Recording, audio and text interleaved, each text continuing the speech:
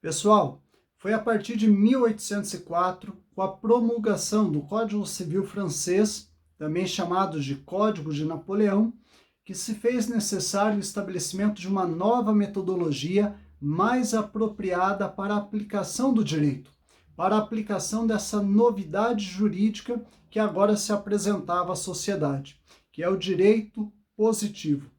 É claro que antes disso, já havia outras formas de manifestação do direito positivo, em geral ligado ao Estado absolutista. Porém, com a Revolução Francesa, a partir do momento que a burguesia se apropria do Estado, se apropria do poder político, o que nós vamos ter é uma nova forma de compreender o direito positivo. E é nesse contexto de um direito liberal, burguês, um direito que é operado por uma classe social que agora é hegemônica, que nós vamos compreender essa nova abordagem mais codificada, mais técnica do direito. E é por isso que uma nova metodologia é tão importante, para que esse direito seja de fato eficaz. E quem vai desenvolver essa nova metodologia é a chamada Escola da Exegese, uma escola francesa. O que a Escola da Exegese defende é a plenitude da lei. Para eles, a única e definitiva fonte do direito é a lei. Eu gostaria que você tomasse nota disso, porque esse ponto é extremamente fundamental. Para a Escola da Exegese, a única e definitiva fonte do direito é a lei. De tal modo que eles desconsideram a jurisprudência e desconsideram a doutrina e se abraçam tão somente à lei. Trata-se, portanto, da plenitude da lei. Por isso nós podemos chamar essa experiência jurídica de juspositivismo legalista, a lei. Acontece que a escola da exegese entende que o único criador do direito, portanto, é o legislador, porque quem produz a lei é o legislador por meio da sua razão. Isso significa que o legislador ele recebeu um voto de confiança por parte da sociedade, por parte do povo que o elegeu. E esse legislador, portanto, está revestido de autoridade e de legitimidade para produzir a lei a qual todos deverão submeter. A vontade do legislador representa a vontade geral. Lembre-se do Rousseau, do contratualismo russoniano, a ideia de vontade geral. A vontade do legislador que se manifesta no texto da lei representa a vontade de todos. Portanto, todos devem se submeter àquela lei produzida pelo legislador. O direito é produzido, é criado no parlamento. Resta, portanto, ao aplicador do direito, ao juiz, ao magistrado, a função de conhecer o direito criado pelo legislador e aplicar o direito no caso concreto. Notem que interessante, há para o aplicador do direito uma função secundária. O juiz não tem poder de criar o direito. O juiz não pode trazer nada diferente do que aquilo que diz o texto da lei. É exigido do aplicador do direito fidelidade incondicional à vontade do legislador que se expressa por meio da lei. Se porventura houver uma divergência entre o texto da lei, entre a razão do legislador que se manifesta no texto da lei e a razão do aplicador, do juiz, o juiz deve dobrar a sua razão, a razão do legislador, e cumprir com aquilo que está previsto no texto da lei.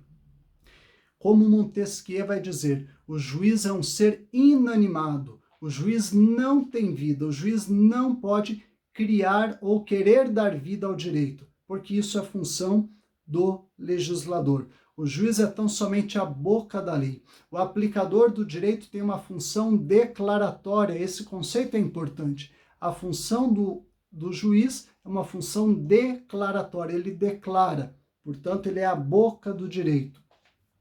Por que a escola de exegese reduziu a experiência jurídica a essa categoria, cabendo ao juiz tão somente dizer o direito legislado? porque havia uma certa preocupação com o ativismo judicial, com a atuação dos juízes. No passado, no Estado absolutista do século XVIII, os juízes estavam a serviço da monarquia, estavam a serviço do poder. Então havia um descrédito com relação aos magistrados. E é por isso que, doravante, o juiz só deve aplicar a lei. O nome disso é subsunção. Vou repetir, subsunção. Subsunção significa que nós temos de um lado a norma, do outro lado o caso concreto, e entre essas duas experiências está o magistrado, o aplicador da lei. O que o magistrado faz? Ele olha para o caso concreto, ele olha para a lei e aplica a lei no caso concreto, pacificando possíveis conflitos que possam existir. Tão somente isso. Essa é a tarefa dos juízes. É isso que ensina a escola da exegese. A função do juiz é uma função gramatical, conceitual, dogmática, ou seja, ele deve ler a lei que está lá expressa no Código Civil e aplicar de forma literal no caso concreto. No máximo, o que o juiz poderia fazer era tentar descobrir qual era a vontade do legislador quando produziu aquele texto de lei, mas não poderia ir para além disso, não poderia decidir com base em julgamentos anteriores, recorrer à doutrina ou outras fontes que não seja o texto da lei. O método da escola da exegese é um método silogístico. Isso é um pouquinho complicado de compreender, talvez você vai ter que assistir esse ponto do vídeo mais de uma vez para compreender, mas eu vou tentar ser o mais claro possível. Em que consiste o método silogístico? Lembra do silogismo? Silogismo aristotélico, que diz lá, todo homem é mortal, Sócrates é homem, Sócrates é mortal?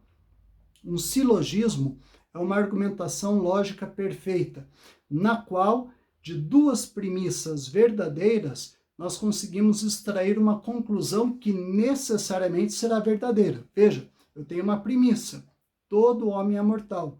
Eu tenho uma segunda premissa, Sócrates é homem. Dessas duas premissas que são verdadeiras, eu extraio uma conclusão que será também verdadeira. Logo, Sócrates é mortal. É desse modo que os juízes deveriam aplicar o direito na escola da exegese, de forma silogística. A primeira premissa, que nós chamamos de premissa maior, é a norma, porque a norma vale para todos, ela é universal. A segunda premissa, que é a premissa menor, é uma premissa particular, é o caso concreto. Então, veja, eu tenho a norma, eu tenho o caso concreto, eu tenho uma conclusão, que é uma sentença. Então, em caso de violação a um particular que viola uma norma, o que nós fazemos? Aplicamos uma sentença, uma punição. Um exemplo, a norma diz, premissa maior, não pode matar. Premissa menor, João matou. Conclusão, João vai ser punido. Veja, isso é um silogismo. É desse modo que o juiz deveria operar. Ver a norma, ver o caso concreto e aplicar a norma no caso concreto. O direito é constituído por três experiências: a norma, o caso concreto e a punição correspondente à violação da norma. Portanto, a escola da exegese, durante aí pelo menos meio século, ela foi bastante efetiva nisso que se propôs, que era disciplinar, regular juridicamente toda a experiência social da França ao longo do século XIX. Essa escola se desenvolveu em três fases. A primeira fase da escola da exegese foi de 1804 a 1830, que foi a fase da formulação. A segunda fase, de 1830 a 1870, 1880, foi a fase do auge. E de 1870, 1880 em diante, foi o declínio da escola. Veja, por que houve um declínio? Justamente porque no final do século XIX começa a se organizar uma nova classe social, que é a classe dos proletários, o proletariado. há uma mudança significativa nas relações de trabalho, há uma mudança significativa decorrente da Revolução Industrial, e toda essa mudança social começa a gerar um descompasso com aquilo que o legislador havia produzido no Código. Então havia uma série de situações sociais para as quais não havia no dispositivo legal uma norma capaz de se aplicar e pacificar o caso concreto. Esse fenômeno que vai pôr fim à escola de exegese é chamada hoje de revolta dos fatos contra as normas. Chegou um momento em que a sociedade ela se tornou tão complexa, ela começou a mudar e a apresentar tantas anomias que foi impossível ao aplicador do direito encontrar na legislação vigente uma norma capaz de pacificar aquelas várias situações sociais. Então, aquele modelo proposto pela escola da exegese foi eficaz, sim, enquanto a sociedade se manteve fixa, enquanto a sociedade não apresentou grandes mudanças estruturais. Mas a partir do momento que isso começou a surgir, aquele modelo começou a ruir. No próximo vídeo eu vou falar um pouquinho sobre o silogismo, como aplicar o silogismo no método proposto pela escola da exegese. Até lá!